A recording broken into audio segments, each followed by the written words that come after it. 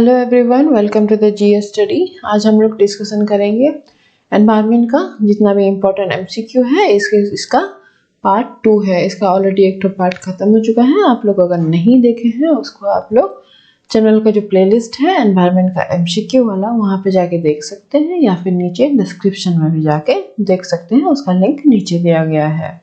और आप लोग अगर चैनल में नए हैं तो चैनल को सब्सक्राइब जरूर कीजिए, ताकि जितना भी आगे का वीडियो इसमें अपलोड हो आप लोगों को जानकारी उसका मिल जाए।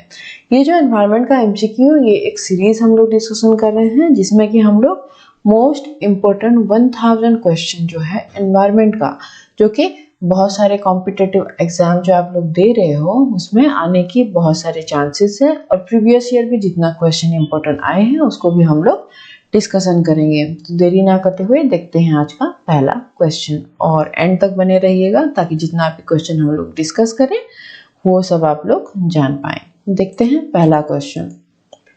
Question number 1। क्वेश्चन नंबर 1 दिया है, Which of the following is the main reason for producing the atmospheric greenhouse effect? Main reason क्या है ग्रीन हाउस, जो एटमॉस्फेरिक ग्रीन हाउस इफेक्ट जो है, मतलब क्यों वो होता है, इसका रीजन क्या है। क्वेश्चन ये दिया है। ऑप्शन ए में दिया है absorption and re emission of ultraviolet radiation by the atmosphere. B दिया है absorption and re emission of infrared radiation by the atmosphere. C दिया है absorption and re emission of visible light by the atmosphere. और D दिया है none of the above. इसका सही answer होगा ऑप्शन बी, जो कि है जो हम लोगों का मतलब जो हम लोगों का अर्थ है, ठीक है, वहाँ पे सपोज ये हो गया अर्थ, तो यहाँ पे क्या होता है, सनलाइट जो है वो गिरता है एज ए रेडिएशन के हिसाब से गिरता है। लेकिन सारा जो है जितना भी सनलाइट यहाँ पे गिरता है तो अर्थ सबको ऑब्जर्व नहीं करता है, और कुछ यहाँ से क्या होता है वो रिफ्लेक्ट हो जाता है।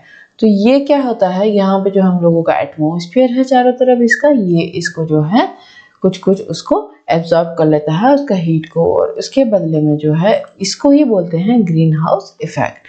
Absorption and re emission of infrared radiation by the atmosphere. Atmosphere क्या करता है, वो रेडिएशन को एब्जॉर्ब कर लेता है और उसके बाद फिर से री एमिट करता है, अर्थ का जो है सरफेस से फिर इसको री एमिट करता है। तो वही उसी को ही बोला जाता है, और उसी के वजह से जो है एटमॉस्फेरिक ग्रीन हाउस इफेक्ट होता है।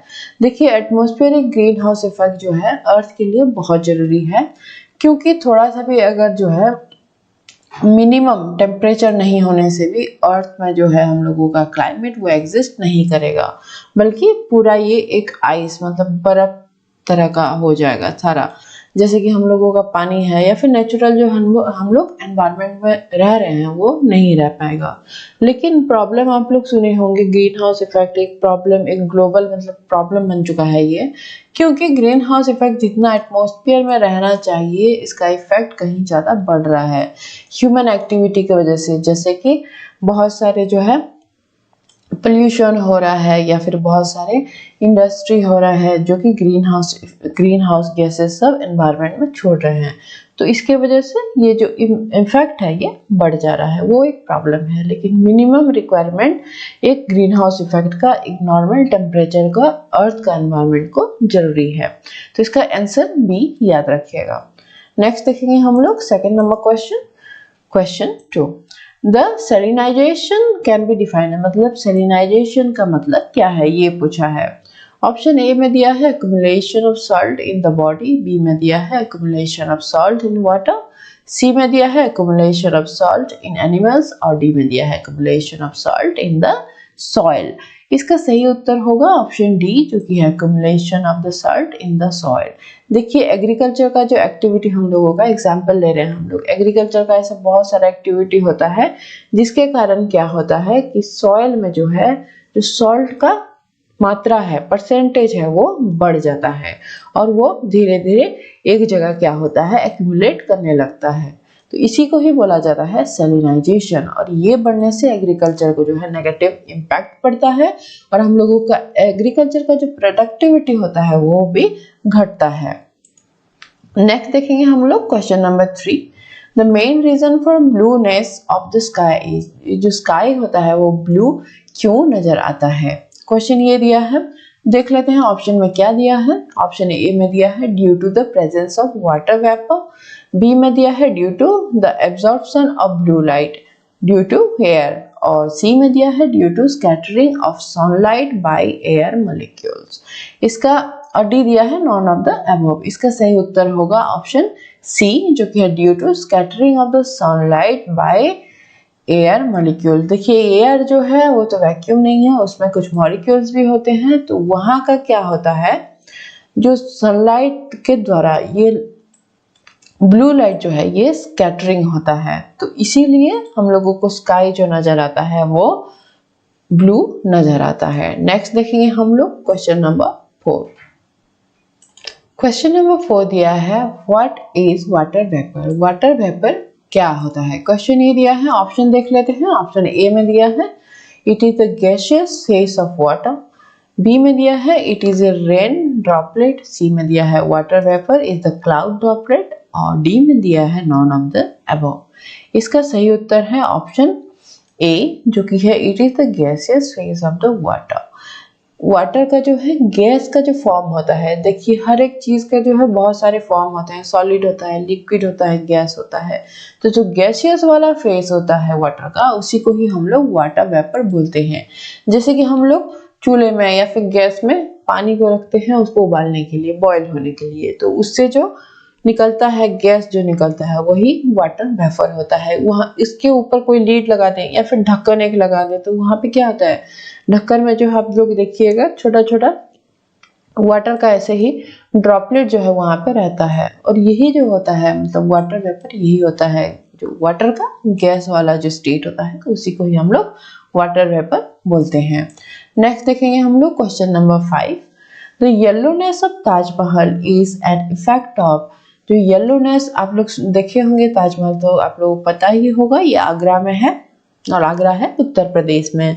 तो ये जो बना है ये व्हाइट मार्बल से बना हुआ है ताजमहल, लेकिन ये एक बहुत बड़ा प्रॉब्लम है कि यहाँ का जो व्हाइट मार्बल है धीरे धीरे ये क्या होता है, हो जा रहा है येलो होता जा रहा है, मतलब इसका कलर जो है वो डिम हो जा रहा है और येलो एक कलर आ जा रहा है। ये क्यों हो रहा है ये पूछा है क्वेश्चन।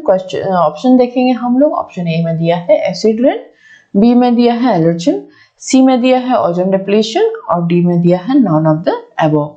इसका सही उत्तर है ऑप्शन ए, जो कि है एसिड रेन। एसिड रेन होने की वजह से क्या होता है कि व्हाइट जो मार्बल है ताजमहल का वो धीरे धीरे येलो कलर, येलोनेस हो जाता है।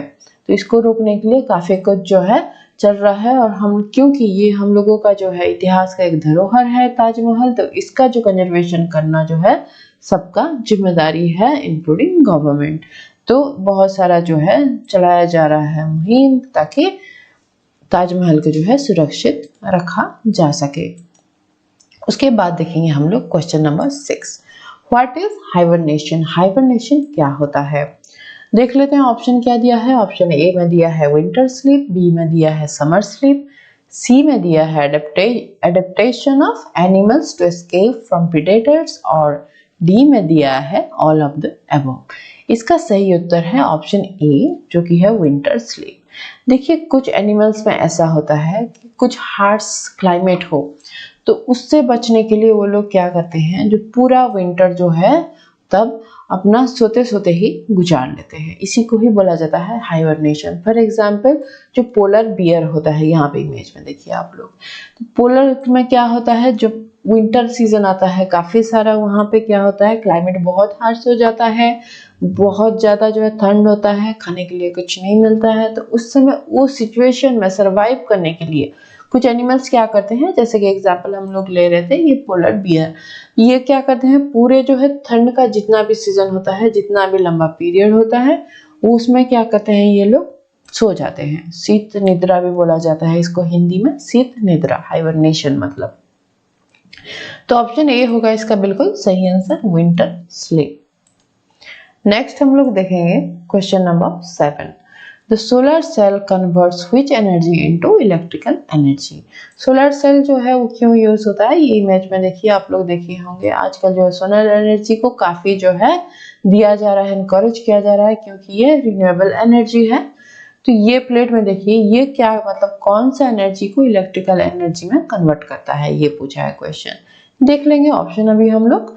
ऑप्शन ए में दिया है केमिकल एनर्जी, बी में दिया है सोलर एनर्जी, सी में दिया है मैग्नेटिक एनर्जी और डी में दिया है नॉन ऑफ द अबव। इसका सही उत्तर होगा ऑप्शन बी जो कि है सोलर एनर्जी।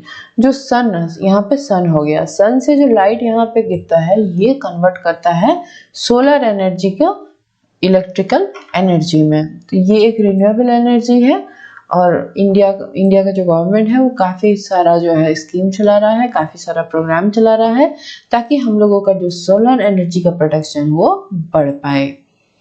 देखेंगे नेक्स्ट हम लोग फिर question 8। The process of changing the solid into a liquid by supplying the heat is called as. मतलब सॉलिड जब लिक्विड में कन्वर्ट हो जाता है, जब उसको गर्मी यानी हीट सप्लाई किया जाता है, उसको क्या बोला जाता है वो प्रोसेस को। देख लेंगे ऑप्शन क्या दिया है। ऑप्शन ए में दिया है मेल्टिंग, बी में दिया है इवेपोरेशन, सी में दिया है बॉइलिंग और डी में दिया है कंडेंसेशन। तो इसका सही आंसर होगा ऑप्शन ए जो कि है मेल्टिंग। फॉर एग्जाम्पल हम लोग लेते हैं एक आइस क्यूब का। हम लोगों के पास एक आइस क्यूब है, तो इसमें क्या होता है, इसको हम लोग सपोज कोई गरम है या फिर कोई आग जल रहा है कहीं पे, उसके पास इसको रख दें, ये धीरे धीरे क्या हो जाएगा, पानी में जो है कन्वर्ट हो जाएगा। तो हीट प्रोवाइड करने से क्या हुआ, ये मेल्ट हो गया। हम बोलते हैं ना आइस मेल्ट हो गया, तो वहां से फ्रिज से हम लोग निकाल लेते हैं तो आइस मेल्ट हो जाता है। तो मेल्टिंग है इसका सही वर्ड, मेल्टिंग है उसको, ये प्रोसेस को जो है बोला जाता है सॉलिड जब लिक्विड में कन्वर्ट हो जाता है बाय सप्लाइंग हीट। देखेंगे next question number 9। Which of the following has a maximum speed? इनमें से जो ऑप्शन में से दिया गया है, इनमें से मैक्सिमम स्पीड जो है किसका है। ऑप्शन ए में दिया है लाइट, बी में दिया है एयर, सी में दिया है साउंड और वाटर, डी में दिया है वाटर करंट। इसका सही आंसर है ऑप्शन ए, लाइट का जो स्पीड सबसे ज्यादा है। जिसको पता है कि लाइट का स्पीड कितना है, आप लोग कमेंट बॉक्स में लिखिए कि लाइट का जो है स्पीड कितना है। आप लोगों को अगर पता होगा कि हम लोगों का जो यूनिवर्सल का प्लैनेट से प्लैनेट या फिर यूनिवर्सल में जो डिस्टेंस हम लोग मेजरमेंट करते हैं एक लाइट ईयर है, तो वो यूनिट होता है, क्योंकि लाइट का स्पीड सबसे ज्यादा होता है। लाइट ईयर जो होता है वो एक यूनिट है डिस्टेंस का, इसीलिए यूज किया जाता है उसको। यूनिवर्सल कॉस्मोलॉजी में हम लोग उसी को यूज करते हैं। इसका आंसर हो जाएगा लाइट मैक्सिमम स्पीड इसी का ही है। देखिए हम लोग next question 10। The ozone layer is present in. Ozone layer जो होता है वो कहाँ पे, कौन सा जो है एटमॉस्फेयर में प्रेजेंट होता है, कौन सा फेज में। देख लेते हैं ऑप्शन क्या दिया है। ऑप्शन ए में दिया है मेसोस्फीयर, बी में दिया है थर्मोस्फीयर, सी में दिया है स्ट्रेटोस्फीयर और डी में दिया है नॉन ऑफ द अबव। इसका सही आंसर होगा ऑप्शन सी जो कि है स्ट्रेटोस्फीयर। स्ट्रेटोस्फीयर में जो है वो होता है ओजोन लेयर, वहीं पे ही रहता है। ओजोन लेयर हम लोगों का ये हो गया अर्थ, पहले आता है ट्रोपोस्फियर, ट्रोपोस्फियर के बाद जो है जो लेयर आता है स्ट्रेटोस्फियर लेयर क्या है, जो कि हम लोगों का ओजोन लेयर रहता है स्ट्रेटोस्फियर में। और ओजोन लेयर का एक बहुत ही योगदान है हमारा सरवाइव करने में अर्थ का, क्योंकि ओजोन लेयर जो होता है सन से जो अल्ट्रावायलेट रे आता है जो कि काफी हानिकारक होता है, उसको रोकता है अर्थ तक पहुंचने के लिए। तो इसका सही आंसर होगा ऑप्शन सी। ये हम लोग कुछ इंपॉर्टेंट क्वेश्चन आज डिस्कशन किए एनवायरनमेंट का, और जो 1000 वाला हम लोग सीरीज कर रहे हैं ये इसका सेकंड पार्ट है। फिर थर्ड पार्ट में हम लोग और कुछ इंपॉर्टेंट क्वेश्चन डिस्कशन करेंगे। आप लोग अगर चैनल में नए हैं तो सब्सक्राइब करना ना भूलिएगा, और वीडियो अच्छा लगे तो लाइक जरूर कीजिएगा। Thank you.